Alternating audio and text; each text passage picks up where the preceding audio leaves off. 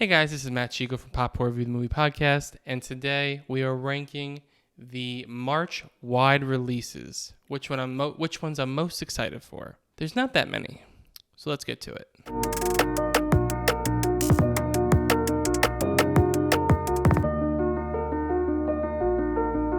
Quick, what I'm rating. It's only March's wide releases. The movie's coming out wide in theaters. There's not that many. I was going to include streaming because there's a lot of streaming this month. But I did last month. I just did wide release. So what I'm going to do instead is just kind of like shout out some streamers and some limited release movies. And then rate just the wide release just to keep it consistent. So let me start by that. A movie coming out limited release is Everything, Everywhere, All at Once.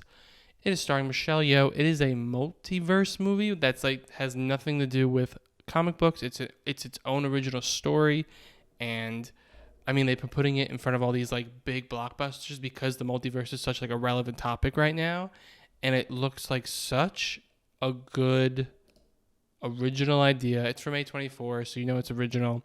I love Michelle Yeoh, love Jamie Lee Curtis. I'm not familiar with the directors, but I mean after this movie they might become people that I am familiar with. It's exciting. It looks exciting. It looks fun. It looks different. I'm excited for it. That definitely would have been my list. And Everything Everywhere All at Once comes out March 25th. I don't know. Maybe going forward, maybe I'll add streaming and limited releases. I don't know. I'm still debating if I want to keep it consistent or not. So that definitely would have been my list. If I was including all of them, they all would have been my list, but it would have been high up. Let me phrase it that way. Some streaming movies coming out this month are Disney Plus's Cheaper by the Dozen remake.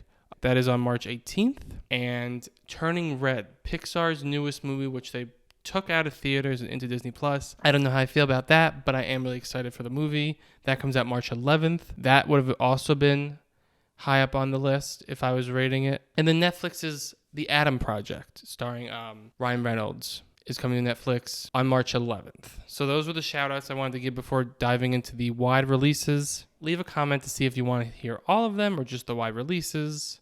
Let me know. Right for now, until I can think about it a little more, I'm going to just keep it wide releases. So we're going to get into it. There's only 4. So let's bang it out, guys. Let's do it. Coming in at 4, it is The Unbreakable Boy. You want to know the reason why it's number 4 out of 4? Because I had no idea what it was. I feel like there's always going to be a movie that you have no idea what it is, so you put it at the bottom. The Unbreakable Boy is about a young boy with a rare brittle bone disease and autism, but what makes him truly unique is his joyous, funny, life-affirming worldview that transforms and unites everyone around him. I'm not hating on it. This could be great. I just had no idea what it was about. I had no idea when I read it. I was like, what is this? Has Zachary Levi, has Amy Acker, has Peter Fasinelli, Patricia Heaton. It has names that you recognize. That comes out March 18th. My number 3 is The Lost City, starring Sandra Bullock, Channing Tatum, Daniel Radcliffe. It comes out March 25th. I'm very excited for it because I think Sandra Bullock is one of those actresses. I love her as an actress. I think she's one of those actresses who can pull off comedy really well and also pull off drama really well. So I love when she does the drama, but then I also think she's hilarious when she does she just commits to the comedy, and this movie looks like they just committed and have fun. They all look great. It's an over-the-top, such a stupid premise, but perfect that you're I need to see that. It just looks funny. So yeah, The Lost City is number 3. It comes out March 25th, like I said. The trailer is just the perfect amount of stupid, but the perfect amount of funny. It brings you back to a time where it was if you listen to my Uncharted review, I say sometimes movies should just be fun. And this movie could pass the fun limit and just actually be a good movie. But it looks like they took that and ran with it just to have fun with the movie and just try to make the best movie possible. So I am excited for this movie. Oh, and Brad Pitt's in it as a supporting role. When I saw the trailer, I was like, is that fucking Brad Pitt? My number 2 is a movie called X. Now, when I was sent this trailer and said we should go see it by the person that sent it to me, and I was like, what is this? So I watched the trailer, and it looks amazing. It's also from A24. The plot says it is about, at a secluded farmhouse in Texas, a film crew arrives to shoot an adult film. Their hosts, a reclusive elderly couple, takes a special interest in their young guests. As night falls, the couple's leering interest turns violent. It looks like a new take on a Texas Chainsaw Massacre type movie, and this might be a controversial opinion, but it looks better than Texas Chainsaw Massacre. It looks like a better version of the Texas Chainsaw Massacre. I don't know if it's because it's like, I'm not a big fan of the Texas Chainsaw Massacre series franchise, but it just looks like it's breathing life into that type of like story. And I'm so excited for it. I mean, it has Jenny Ortega. It has Kid Cudi, which was like a surprising. He helped do some of the music for The Harder They Fall. He was in Don't Look Up and also did a song for it. And he's also the executive producer on X as well as being in it.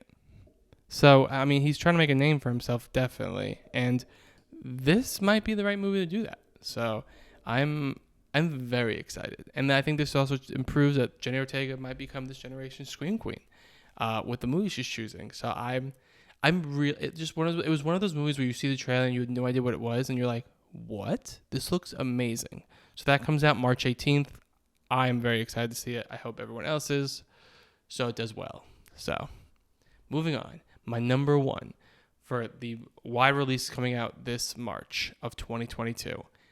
I don't think it's that hard to assume what it is.